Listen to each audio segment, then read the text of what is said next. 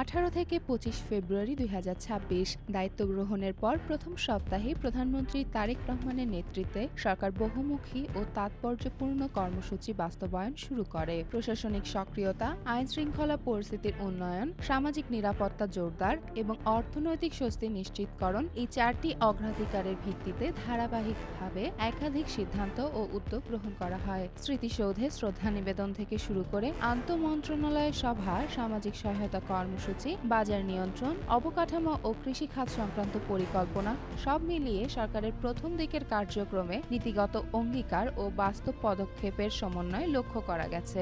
18 ফেব্রুয়ারি 2026 প্রধানমন্ত্রী হিসেবে প্রথম কার্যদিবসে তারেক রহমান সাভারের জাতীয় স্মৃতিসৌধে শ্রদ্ধা নিবেদন ও পরিজাত গাছের চারা রোপণ করেন। জাতির উদ্দেশ্যে দেয়া বক্তব্যে তিনি ধর্ম, বর্ণ নির্বিশেষে নিরাপদ, মানবিক ও গণতান্ত্রিক বাংলাদেশ গড়ার অঙ্গীকার ব্যক্ত করেন এবং আইনশৃঙ্খলা উন্নয়ন ও দুর্নীতি দমনে কঠোর অবস্থানের কথা জানান। 19 ফেব্রুয়ারি 2026 প্রধানমন্ত্রীর সভাপতিত্বে ফ্যামিলি কার্ড চালুর লক্ষ্যে আন্তঃমন্ত্রণালয় সভায় কর্মপরিকল্পনা চূড়ান্ত হয়। রমজানের প্রথম দিনে এতিম শিশুদের সঙ্গে ইফতার এবং 14টি এতিমখানায় মাসব্যাপী খাদ্য সহায়তা কর্মসূচি শুরু হয়। 21 ফেব্রুয়ারি 2026 মহান শহীদ দিবস ও আন্তর্জাতিক মাতৃভাষা দিবসে কেন্দ্রীয় শহীদ মিনারে পুষ্পস্তবক অর্পণ করেন। 22 ফেব্রুয়ারি 2026 বিমানবন্দরে তৃতীয় টার্মিনাল ও সুস্বাস্থ্যের বাংলাদেশ বিষয়ে সভা অনুষ্ঠিত হয়। একই দিন রাজনৈতিক হয়রানিমূলক 1006টি মামলা প্রত্যাহারের অনুমোদন দেয়া হয়। 23 ফেব্রুয়ারি 2026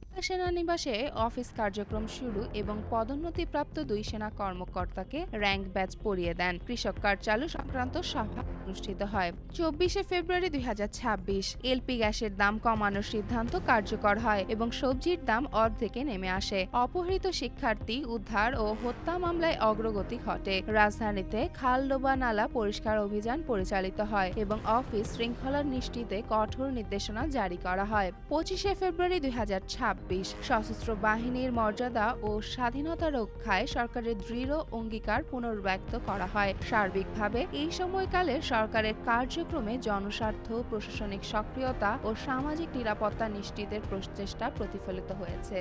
যেমন ফারিয়া, জনকণ্ঠ।